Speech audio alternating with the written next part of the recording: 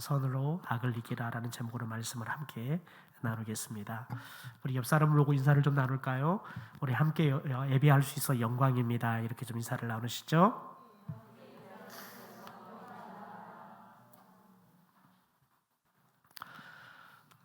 어제는 노예가 있었어요. 노예가 있어서 오랜만에 또 목사님들을 또 만나고 함께 좀 교제하는 시간도 갖고 했는데요. 코로나를 겪으면서 개척교회들의 이야기들을 좀 접할 수 있었습니다. 마음이 참 아픈 것은 개척교회 목사님들이 개척을 했다가 교회가 좀 됐는데 코로나가 오면서 교인들이 그냥 급격하게 다 빠져나가 버렸다는 거예요. 그래서 20명, 30명이 돼서 조금 이제 힘이 생긴다 했는데 겨우 그냥 지난주에 3명이서 예배를 드려서 얼마나 힘이 든지 모른다 그런 말씀을 하시더라고요. 여러분 30명이 예배를 드리다가 2년 만에 3명이 예배를 드린다는 게 얼마나 여러분 절망스러운 일입니까? 열심히 목회를 했는데 사람이 부는 게 아니라 사람이 준다는 것은 참 그것은 사람에게 의욕을 꺾어버리는 그런 모습 중에 하나이죠. 그래서 목사님이 참 이게 앞으로 목회를 어떻게 해야 될지 모르겠다. 이 암담한 상황을 이야기하시면서 한숨을 푹 쉬고 계셔서 참 듣고 있는데 마음이 많이 아프더라고요. 여러분, 저와 여러분이 함께 예배할 수 있다, 또 예배할 수 있는 성도가 있다. 여러분 그 자체만으로도 큰 복인 줄 믿습니다. 여러분 우리들이 함께 믿음 생활하고 또 더 나아가서는 함께 우리가 이렇게 기도하고 말씀을 나눌 수 있는 성도가 있다는 것은 저와 여러분이 계속해서 또 예배할 수 있고 계속해서 또 기도하고 말씀을 볼 수 있는 굉장히 중요한 동기부여가 되는 거예요. 한 목사님께서 코로나를 겪으면서 계속해서 혼자 새벽 예배를 한대요. 왜냐하면 새벽 예배를 하다 보면은 이게 코로나 때문에 또 여러 가지 또 제약들이 있고 해서 이게 나왔다 안 나왔다 해서 차라리 그러지 말고 내가 영상으로 예배를 드릴 거니까 다 집에서 영상으로 예배를 드려라. 그랬더니 처음에 예배를 드리더래요. 그런데 시간이 가면 갈수록 예배를 하나도 드리고 있지 않더라는 거예요. 그래서 목사님이 매일마다 고민이 뭐냐면 내일 새벽에 또 영상으로 설교를 해야 되나 말아야 되나. 설교를 하면서 보면 영상에 접속한 숫자가 나오잖아요.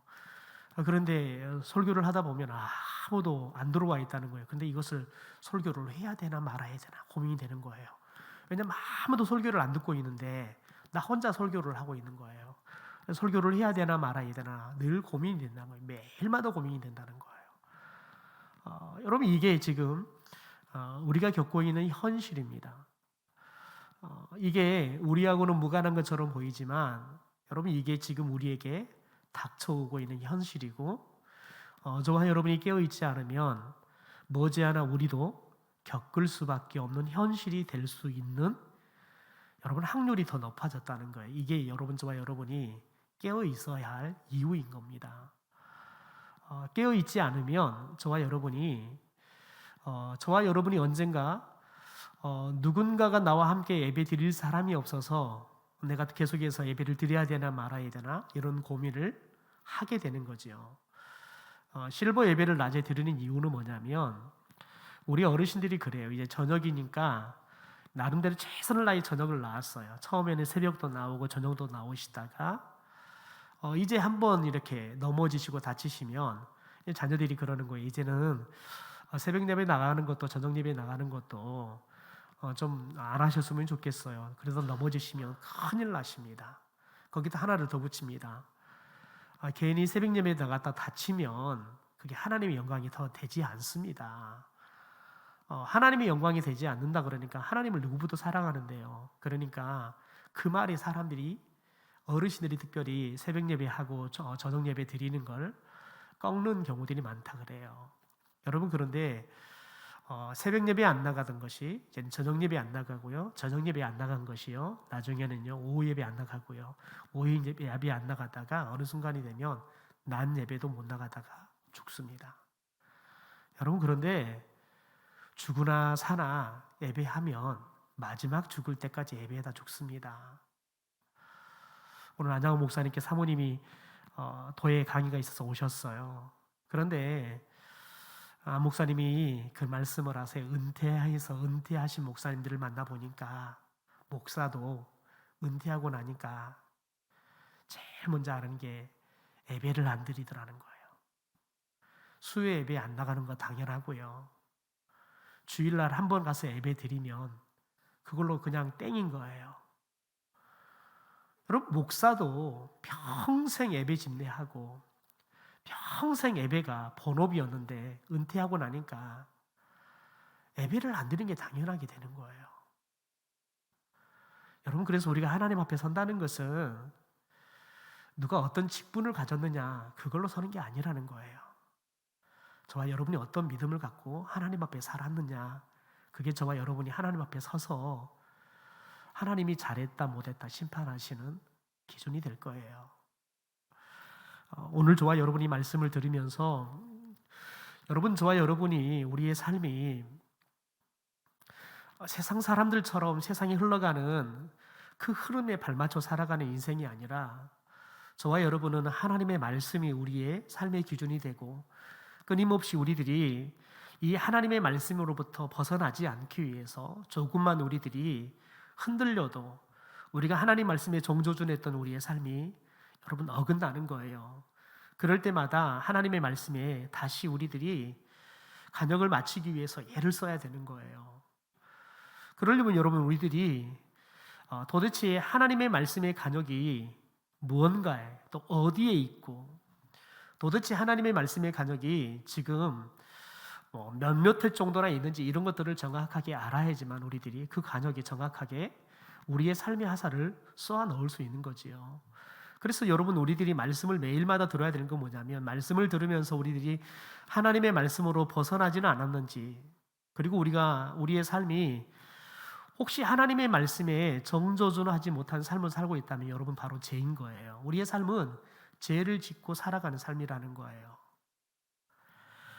그래서 저와 여러분이 오늘 말씀을 들으면서 저와 여러분의 삶이 하나님의 말씀에 잘 정조준하고 살아가는 삶인지, 아니면 하나님의 말씀으로부터 벗어나서 열심히 삶을 살아가지만 우리들의 삶이, 그 열심히 살아가는 삶이 혹시 죄를 짓고 살아가고 있지 않는지, 이걸 점검하고 다시 한번 우리가 하나님의 말씀에다가 우리의 삶을 정조준할 수 있는 시간이 되기를 주님의 이름으로 축원합니다. 여러분, 오늘 본문을 보면 자신을 죽이려고 3,000명의 군사들을 거닐고 다윗을 오랫동안 추적했던 이 사울왕, 여러분 이 사울왕을 정말 이제는 일격에 죽일 수 있는 기회가 찾아왔습니다. 그런데 이 사울왕을 일격에 죽일 수 있는 이 기회를, 다시 말해 사울왕의 그 악함에 대해서 보복할 수 있는 이 기회를 다윗은 놓칩니다. 오히려 사울왕이 자신에게 선하게 얼마 전까지 그에게 축복하고 그렇게 이제 다윗을 추격하는 것을 멈추고 돌아갔던 그런 사울이었지만 또 추격해서 죽이려고 내려왔던 이 사울을 바라보면서 다른 사람들은 분노하고 죽여야 된다고 큰 소리치고, 아니 저희들이 죽이겠다고 이야기하지만 다윗은 그런 사람들의 소리에 조금도 흔들리지 않고 여전히 그가 이 사울왕에 대해서 어떻게 내가 대처해야 될 것인가, 여러분 그것을 하나님의 말씀으로 여전히 그가 잘 붙잡고 말씀을 가지고 대처함으로 이 사울왕의 악함을 선함으로 하나님의 말씀으로 이김으로 그가 하나님의 시험에 통과하는 그런 이야기를 오늘 우리가 보게 되어집니다. 생각해 보십시오. 사울왕을 피해서 도망자의 생활을 하루 이틀도 아닙니다.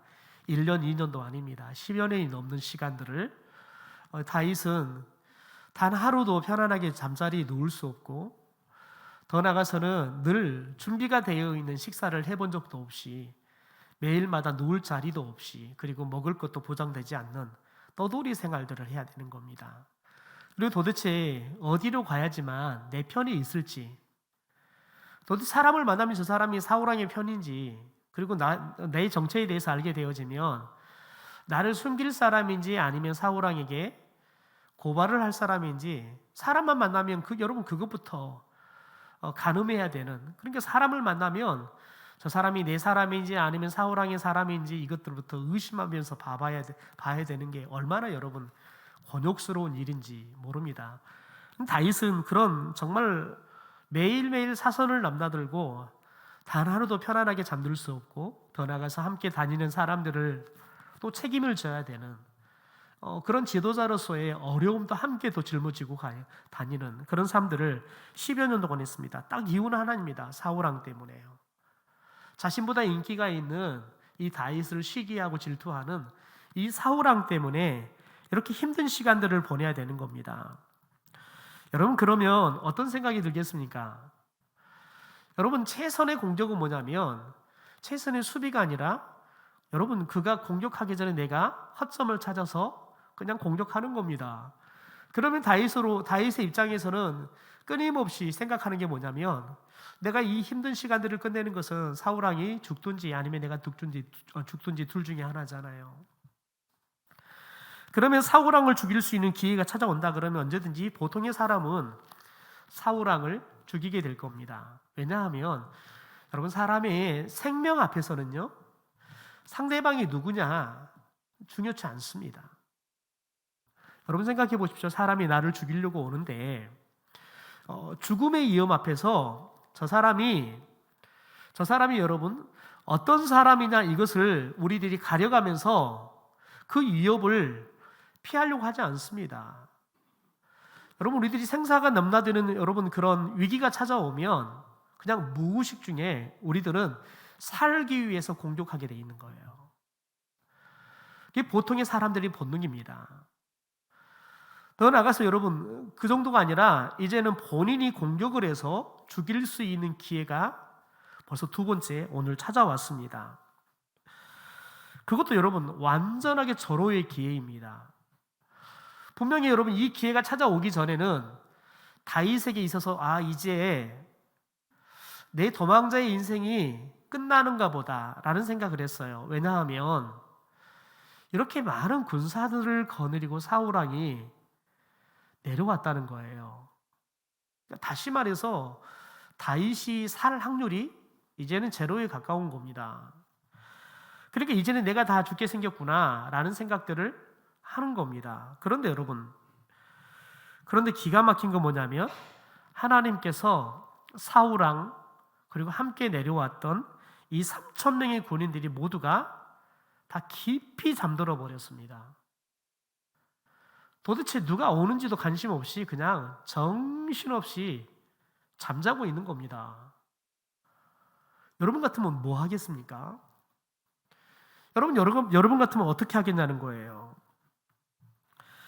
여러분, 다윗은 이런 절호의 기회 그냥 한 번에 여러분 칼을 휘두르면 사울왕을 죽일 수 있는 겁니다. 근데 여러분, 다윗은 완전하게 기회가 왔음에도 불구하고 다윗은 하나님이 기름 부어 세운 왕이라는, 더군다나 이 하나님이 기름 부어 세운 왕에 대해서 하나님이 말씀하시는 그 말씀이 여전히 절호의 찬스가 왔는데도 불구하고 그 찬스를 붙잡는 것이 아니라 하나님의 말씀을 붙잡는다는 겁니다. 오직하면 아비새가 이렇게 말을 합니다. 하나님이 오늘 당신의 온수를 당신의 손에 넘기셨나이다. 그러므로 청하오니 내가 창으로 그를 찔러 단번에 땅에 꽂게 하소서. 내가 그를 두 번 찌를 것이 없으리이다. 그래요. 오직하면 아비새가 그냥 왕이시여 가만 계십시오. 제가 죽이겠습니다. 뭐라고 말하냐면 하나님이 당신의 원수를 당신의 손에 넘겨줬다는 거예요. 다시 말해서 지금 사울이 이렇게 다윗을 죽이려고 내려왔던 이 3,000명의 군사들과 함께 다 동일하게 동시에 잠이 들어버렸어요. 여러분, 이건 하나님이 그렇게 잠들게 하지 않으면 결코 이렇게 잠을 잘 수 없는 거 아니겠습니까? 생각해 보십시오. 지금 다윗을 죽이러 내려온 사람들이 사울 왕은 물론이고 기본적으로 군사들은 한꺼번에 다 잠을 자지 않지요. 최소한 왕이 잠들면 왕을 지키죠. 그리고 동시에 여러분 군인들이 다 자지는 않고 불침범을 정하죠. 그러면서 경계를 하는 겁니다. 더군다나 여러분 다윗과 다윗이 함께하는 또 군인들이 있는 겁니다. 그러니까 자기들이 지금 다윗을 잡으러 왔지만 다윗에게 오히려 역으로 공격을 당할 수 있는 위험이 있는 겁니다. 이런 상황 가운데 사울왕을 물론이고 모든 3천 명의 군사가 한꺼번에 잠이 들어버렸다. 여러분, 아비새의 해석이 모든 사람들이 생각할 수 있는 해석이에요. 이것은 하나님이 우리에게 주신 기회구나. 하나님이 이 사울왕의 손을 이제 다윗에게 넘겨주려고 이렇게 하나님이 다 잠들게 해버렸구나. 여러분, 이게 이렇게 해석하는 것이 누가 여러분 부인할 수 있는 해석이겠습니까? 모든 사람들이 그 이야기를 들으면 정말 맞다라고 다 여러분 그렇게 손뼉을 칠 겁니다. 여러분, 그럼에도 불구하고 다윗은 이 아비새의 하나님의 뜻이다, 하나님이 당신에게 이 사울을 넘겨줬다라고 말하지만 결코 흔들리지 않는다는 겁니다.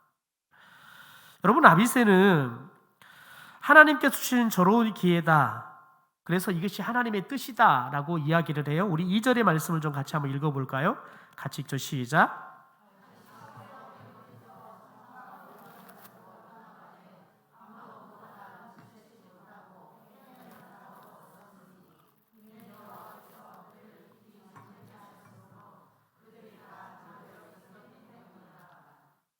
여러분 보십시오. 얼마나 기가 막힙니까? 다윗은 사울의 옷자락을 베는 것도 마음에 찔려가지고 이번에는 옷자락도 손도 못 대고 창과 물병, 사울이 썼던 창과 물병만 가지고 가자. 그렇게 해서 창과 물병을 가지러 왔어요. 여러분, 그런데 기가 막힌 일이 벌어졌잖아요. 아무도 보거나 눈치를 채지 못하고 깨어있는 사람도 없었다라고 이야기해요. 깨어있는 사람도 없었다. 여러분, 이게 사울왕에게 닥친 위기 아니겠습니까? 사울왕은 다윗을 잡아 죽이려고 내려왔어요. 그런데 아무도 깨어있는 사람이 없어요. 여러분 생각해 보십시오. 사울왕이 자기가 데려오는 군사들이 이렇게 아무도 깨어있지 않고 한꺼번에 잠이 들 거라고 생각을 할까요? 못할까요? 못해요. 여러분, 그런데 저와 여러분이 살아가는 이 시대에 여러분, 코로나의 위기가 오면 우리는 오히려 깨어 기도해야 되지 않겠습니까? 현대 의학으로도 어떻게 할 수가 없잖아요. 치료제 하나를 개발할 수 없는, 전 세계가 다 달라드는데 전 세계의 모든 학자들 그리고 전 세계의 모든 재정들과 모든 시스템들을 다 동원하지만 치료제를 개발하지 못해서 사람들이 죽어가요. 여러분, 뾰족한 창칼도 아니고요, 사람들이 만들었던 핵무기도 아니에요. 이 눈에 보이지도 않는 여러분 바이러스에 사람들이 죽어가는 거예요. 그런데 어느 누구도, 어느 나라도, 어떤 학자들도, 어떤 의사들도 이 바이러스를 퇴치하고 바이러스에 감염이 된 사람들을 치료할 치료제를 개발을 못했어요. 그럼 여러분, 우리에게는 방법이 없는 거예요. 그러면 우리 깨어서 기도해야 되지 않겠습니까? 그런데 여러분, 신기한 것은 성도들은 깨어 기도한 게 아니라요, 잠들었다는 거예요. 예배하는 것도요, 바이러스 핑계 대고요, 멈추고요, 기도하는 것도 멈추고요, 전도하는 것은 전도하면 오히려 역효과네, 그럴싸한 핑계를 대고 아예 전도하는 것도 스톱해버렸다는 거예요. 여러분, 얼마나 기가 막힐 일입니까? 우리가 이성적으로 가만 생각해 볼까요? 이 상황이 되면 여러분, 우리가 깨어 기도해야 됩니까? 아니면 자야 합니까? 여러분 생각해 보세요. 우리에게 지금 당장 죽음의 위기가 왔어요. 그런데 우리에게는 이 죽음의 위기로 벗어날 수 있는 방법이 없어요. 온 지구상에 찾아봐도 그 누구 하나가 방법을 제시해 주지 못해요. 그냥 조심하라는 거예요. 여러분, 이런 위기가 찾아오면 여러분, 우리가 뭘 해야 합니까? 여러분, 우리가 이럴 때 하나님 의지해야 되지 않겠습니까? 이럴 때 하나님 붙잡아야 되지 않겠습니까? 여러분, 그런데 아이러니하게 여러분, 저와 여러분의 믿음이 이 바이러스에 의해서 잠들어 버렸다니까요. 우리의 예배의 열정이 한국교회가 그렇게 전도 열정이 뜨겁다는데 여러분 한국교회 그 뜨거운 전도 열정도 이 바이러스 하나에 다 사라져 버렸다니까요. 여러분 이게 우리의 믿음의 실체예요. 저와 여러분이 가지고 있는 믿음의 실체라고요. 여러분 그래서 우리가 하나님 앞에서 믿음이 있다 결코 말할 수 없어요. 여러분 사울왕 보십시오. 다윗 잡으러 내려왔는데 다 잠들어 버렸어요. 이거 여러분 기가 막힐 노릇이 상상할 수 없는 일이 벌어졌다니까요. 여러분 그런지 생각해 보십시오. 이건 하나님이 하지 않고서는 어느 누구도 할 수 없는 일인 겁니다. 그래서 여러분 이런 여호와께서 그들을 깊이 잠들게 하셨으므로 그들이 다 잠들어 있었기 때문이다. 실제 하나님이 그렇게 하셨다는 거예요. 하나님이 다 재워버렸다는 거예요. 여러분 왜 하나님은 재웠을까요?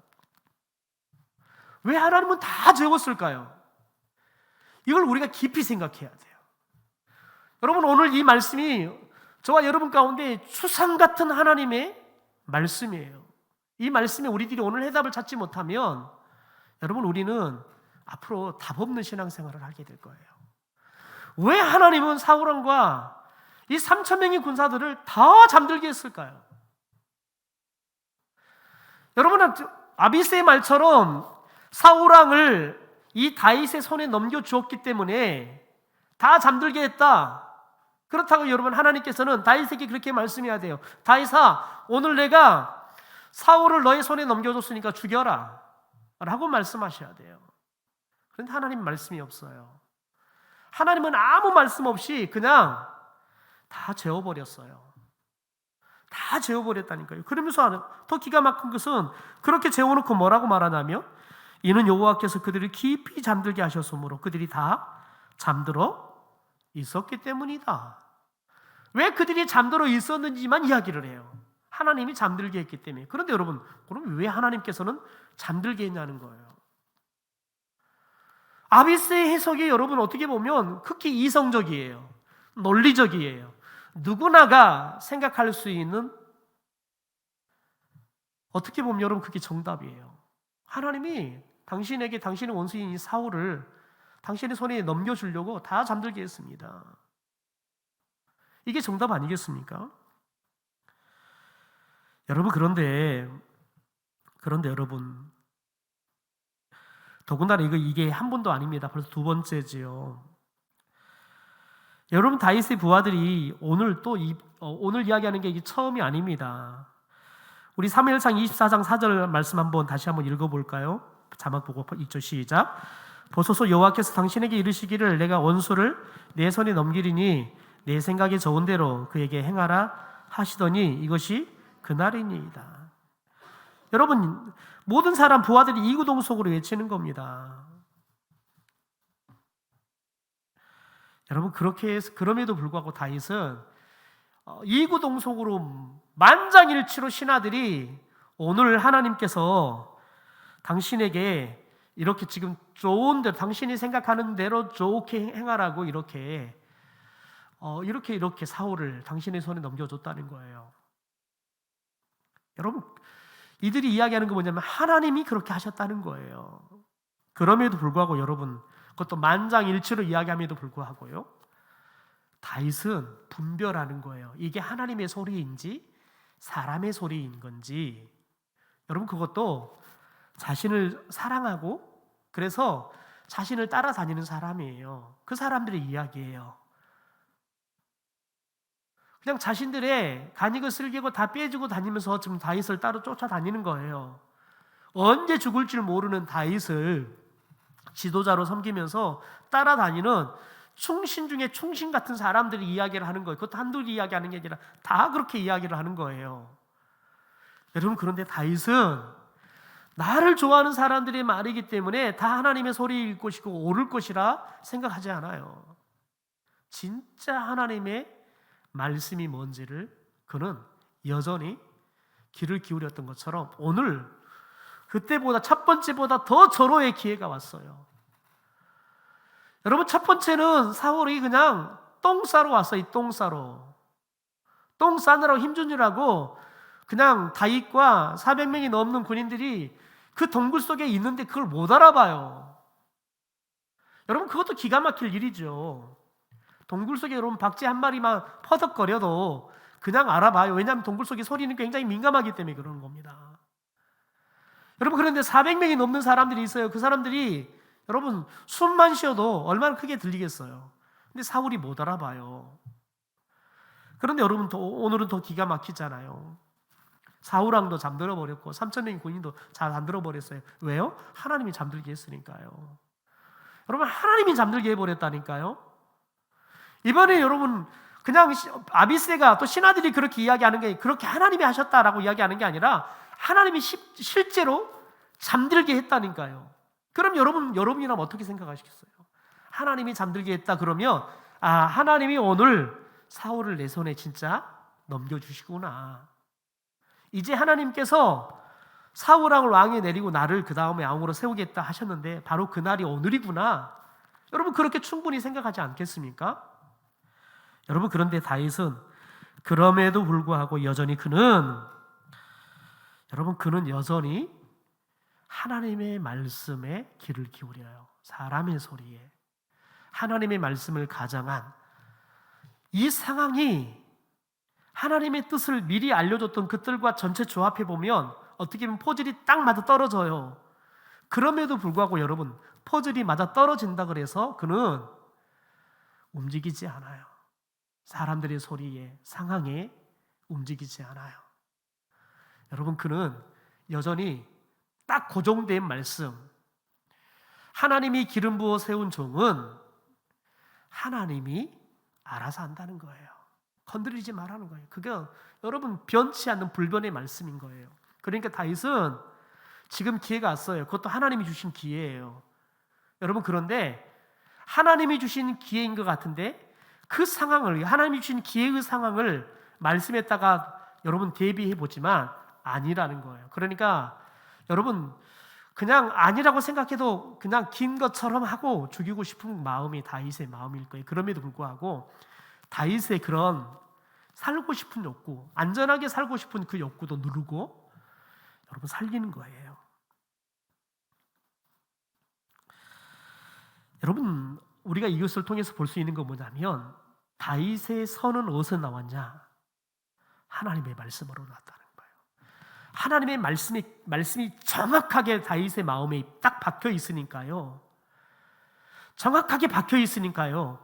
상황이 하나님이 주신 절호의 기회인 것처럼 보여요. 실제 하나님이 잠들게 했다니까요.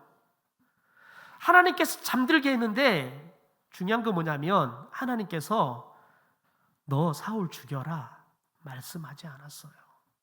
여전히 사울을 향한 하나님의 말씀은 뭐냐면 기름 부어 세운 종은 죽이지 말라는 거예요. 하나님이 주신 기회가 왔지만 중요한 건 뭐냐면 그 기회에 대한 다윗이 어떻게 행동해야 될 것인지에 대한 말씀은 없었어요. 여전히 이 사울왕을 어떻게 너가 대해야 될 것인가? 그 말씀은 있지만 이 기회에 너가 어떻게 사울왕을 대할 것인가? 그 말씀은 하나님이 주지 않았다는 거예요. 그러니까 주지 않으니까요. 그 전의 말씀을 여전히 붙잡는 거예요. 여러분, 그게 다윗이 사울왕의 악에 대해서 손으로 이길 수 있었던 탁월한 비결이었던 겁니다. 여러분, 우리가 욥을 통해서도 다윗의 이와 같은 선을 보게 되어지는데요. 욥은요, 모든 자녀들을, 모든 재산, 아내, 자신의 건강마저도 다 잃어버려요. 심지어 여러분 친구들이 위로하러 왔다가 그 친구들이 인과응보다 너가 죄를 지어서 이런 꼴을 당하고 있는 것이다 공격을 해요. 여러분, 그런데 마지막 여러분 하나님께서 욥의 시험을 고난을 끝내시고 욥에게 다시 축복을 주시는 게 언제 시작되냐면 욥이 하나님이 주셨던 이 시험을 통과해. 어떻게 통과하냐면 자신을 공격하는 친구들을 용서해요. 그리고 그 친구들을 위해서 축복해요. 여러분, 친구들은 욥에게 우리가 너에게 잘못했다, 잘못 말했다, 미안하다, 용서를 빌지 않았어요. 그런데 여러분, 다윗은 그 친구들을 용서해요. 그리고 그 친구들을 위해서 축복해요. 그러니까 하나님께서 기도하는 욥을 보고, 친구들을 위해서 용서하고 기도해주는 욥을 보고 하나님께서 그의 곤경을 돌이켜 주셨다라고 이야기해요. 우리 욥기 42장 10절의 말씀을 현대어 성경을 읽어보겠습니다. 같이 읽죠. 시작. 욥이 세 친구들을 위하여 빌자. 여호와께서 그동안 욥이 말도 못하게 고생한 것들을 돌아보시고 그가 전에 갖고 있던 재산보다 2배나 더 주셨다. 언제요? 욥이 친구들을 위해서 빌자, 기도하자. 다시 말해서 욥에게 하나님께서 테스트한 거예요. 시험한 거예요. 그 시험을 통과를 어떻게 했어요? 자신에게 그들이 했던 말들에 대해서 우리가 잘못 생각했구나, 우리가 너에게 하지 말아야 할 소리를 했거나 미안하구나. 여러분, 이런 용서를 했기 때문에 용서한 게 아니라 그런 용서를 자신들의 잘못을 뉘우치지도 않아도 욥이 어느 순간에 그냥 용서해 주고요, 그들을 위해서 기도해 주니까요. 여러분은 그리스도인만이 이거를 할 수 있어요. 왜요? 하나님이 우리에게 이 사랑을 보여주셨잖아요. 하나님이 우리를 그렇게 대해 주셨잖아요. 우리가 아직 죄인이었을 때 그분이 오셔서 우리를 위해 죽으셨어요. 우리의 죄를 용서해 주셨어요. 여러분, 우리는 그 사랑을 경험한 사람들이에요. 그 삶을 살았던 우리 아버지를 본 사람들이라고요. 그러니까 우리는 그런 삶을 살 수 있는 사람들이에요. 그러니까 여러분, 용서를 구하지 않아도 용서할 수 있고 그들을 위해서 축복할 수 있는 사람들은 오직 하나님의 사랑을 경험한 진정한 그리스도인들이 할 수 있는 가장 아름다운 삶의 모습인 줄 믿습니다. 그것이 여러분, 그 기도가 시작되어질 때 저와 여러분 가운데 하나님의 시험이 끝나게 될 줄 믿습니다. 축복의 문이 새롭게 열리게 될 줄 믿습니다. 다윗은 여러분, 잠에서 일어난 사울왕에게 19절에 이렇게 말을 합니다. 우리 같이 읽죠. 시작. 오나건대 내 주 왕은 이제 종의 말을 들으소서. 만일 왕을 충동시켜 나를 해하려 하는 네가 여호와시면 여호와께서는 재물을 받으시기를 원하나이다마는 만일 사람들이면 그들이 여호와 앞에 저주를 받으리니. 여러분 보십시오. 사울왕이 나를 이렇게 죽이려고 다시 마음을 돌이켜서 왔는데 왕을 충동시킨 사람이 하나님이라면 하나님이 재물을 받겠지만 사람들이라면 하나님 앞에서 저주를 받을 겁니다 라고 이야기를 해요. 여러분, 우리가 잘 기억해야 할 게 있어요. 여러분, 저와 여러분이 어떤 충동적인 행동을 할 때 과연 그것이 하나님이 주신 감동으로 하는 것인지 아니면 누군가로부터 그런 충동적인 행동과 말을 할 수밖에 없도록 여러분 이렇게 자극을 받는지, 또 반대로 저와 여러분이 누군가에게 악한 행동을 하도록 충동을 하면 어떤 일들이 벌어지냐? 여러분, 다윗이 말하는 것처럼 하나님 앞에 저주를 받게 되는 거예요. 그래서 저와 여러분이 늘 주의해야 돼요. 주의해야 한다고요. 우리는 누군가에게 자극적인 이야기를 해서 감정이 상하게 하고 그로 인해서 그들이 좋지 않는 반응을 보이는 것들을 우리들은 너무 가볍게 생각해요. 어떤 사람들은 그래요. 나는 성격이 급해가지고, 나는 성격이 불같아가지고 그런데 뒤끝은 없어. 여러분, 본인 뒤끝 없는 게 중요한 게 아니라 상대방이 뒤끝이 있으면 어떻게 할 거예요? 대부분 그런 사람에게 당하는 사람들은 뒤끝이 많은 사람들이에요. 여러분, 그런데 하나님이 뒤끝이 있어요. 하나님은 저주해 버린다니까요. 무서운 거예요. 여러분, 우리들 하나님의 말씀을 가볍게 생기면 안 돼요. 하나님의 말씀을 정말 두려워함으로 우리들이 받아야 돼요. 그래서 저와 여러분이 말을 한마디 한마디를 하더라도 가볍게 다루면 안 되는 거예요. 어제 뉴스를 보니까 그런 뉴스가 나왔어요. 출렁다리인데 아버지가 딸이 무서워하는데 아버지가 그게 재밌는 거예요. 그러니까 막 흔들어 버렸어요. 근데 딸이 뽁 빠져버렸어요. 다행인 것은 밑에가 그 안전장치가 돼 있어서 떨어지진 않고 거기에 딸이 빠져가지고는 크게 다치지는 않았어요. 여러분, 그런데 그 영상을 사람들이 보기 시작하니까요, 뭐 다치지 않았으니까 별스럽지 않게 끝났지요. 근데 사람들이 그걸 보기 시작하니까요, 그걸 본 사람들이 뭐라고 말하냐면 저게 아버지냐는 거예요. 딸이 저렇게 무서워하는데 어떻게 아버지가 돼가지고 딸이 무서워하는 것을 즐거워하면서 그게 재밌어가지고 계속 흔들어가지고 그 딸을 떨어뜨리냐는 거예요. 여러분, 왜 사람들이 그 평가를 할까요? 그걸 보니까 그렇게 평가하는 거예요. 여러분, 객관적으로 이렇게 보고 있잖아요. 그러면 어이가 없는 거예요. 그런데 여러분, 거기에 같이 있었다 그러면 아마 그 아버지가 웃으시니까 거기 있는 사람도 같이 웃었을 거예요. 여러분, 하나님은 저와 여러분을 이렇게 저와 여러분과 함께도 하시지만 늘 객관적으로 저와 여러분을 평가하세요.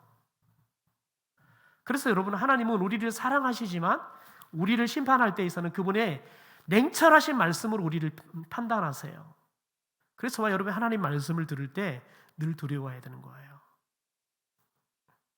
그런데 우리는 하나님 우리를 용서하시는 하나님이라고 생각하고 하나님 말씀에 대해서 특별히 여러분 이런 엄한 하나님의 말씀에 대해서 가볍게 생각해 버린다고요. 여러분, 다윗은 자신의 목숨을 노리는 사울왕을 이렇게 비유합니다. 20절 같이 한번 읽어보죠. 시작. 산에서 메추라기를 사냥하는 자와 같이 이스라엘 왕이 한 벼룩을 수색하러 나오셨습니까? 여러분, 여기 이 말은 두 가지 중요한 의미가 있어요. 메추라기는 어디에 있냐면 팔레스타인의 메추라기 습성상 산이 아니라 광야에 살아요. 주로 메추라기는 어디 출현하냐면 광야라고요. 우리는 그걸 너무 잘 알죠? 이스라엘 백성들이 광야를 거닐 때 메추라기가 그들을 찾아오지요. 산에 메추라기가 거의 잘 출현하지 않는다고요. 우리가 생각하는 메추라기는 새니까 산에 있을 거라 생각하는데 팔레스타인 지역의 메추라기의 습성은 광야예요. 광야에 나타난다고요. 여러분, 그런데 다윗은 뭐라고 말하냐면 산에서 메추라기 사냥하는 것 같이 이스라엘의 왕이 한 벼룩을 수색하러 나오셨습니까? 여기서 벼룩은 누구예요? 다윗 자신을 말하는 거예요. 자신을 낮추는 거예요. 여러분, 이러든 저러든 싫든 좋든 다윗은 이스라엘의 왕으로 사울을 높여주는 거예요. 왜요? 하나님이 아직도 왕으로 세웠잖아요. 왕 같지 않는 왕이지만 하나님이 아직 왕의 자리를 두잖아요. 그러니까 다윗은 왕으로 세우는 거예요. 그래서 자신을 낮춰서 뭐라고 해요? 자신을 벼룩이다라고 이야기하는 거예요. 여러분, 사울왕은 분별을 못하는 거예요. 메추라기를 잡으면 산으로 가야 돼, 광야로 가야 돼요? 여러분이 사울왕이라면 메추라기를 잡으러 간다면 산으로 가야 돼, 광야로 가야 돼요? 잠드셨나요? 제가 설명할 때? 여러분, 메추라기는 광야에 산다고 산에 산다 그랬어요. 그럼 메추라기를 잡으러 산으로 가야 돼요, 광야로 가야 돼요?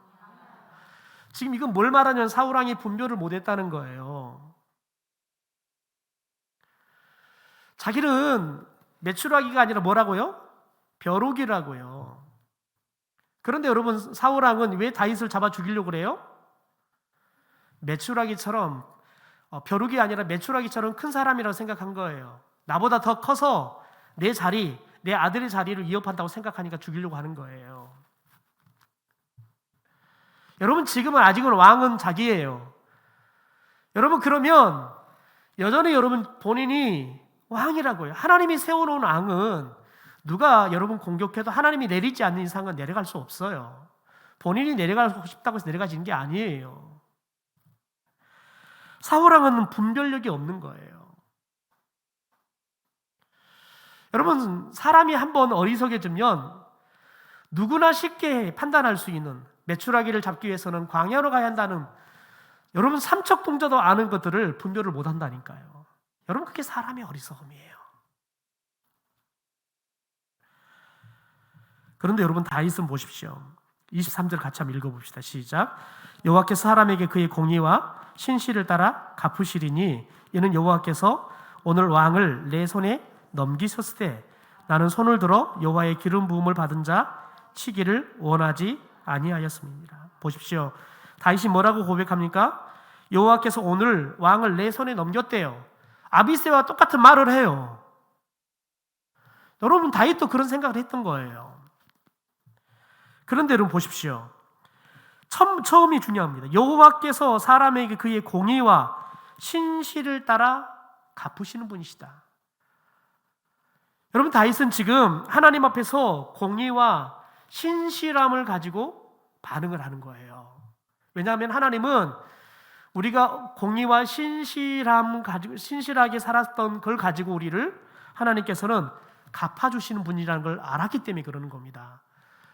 그러니까 여러분, 다윗은 한결같은 말씀에 대해서 신실한, 더 나아가서 여러분 어떤 게 공의인지 분별을 하는 거예요.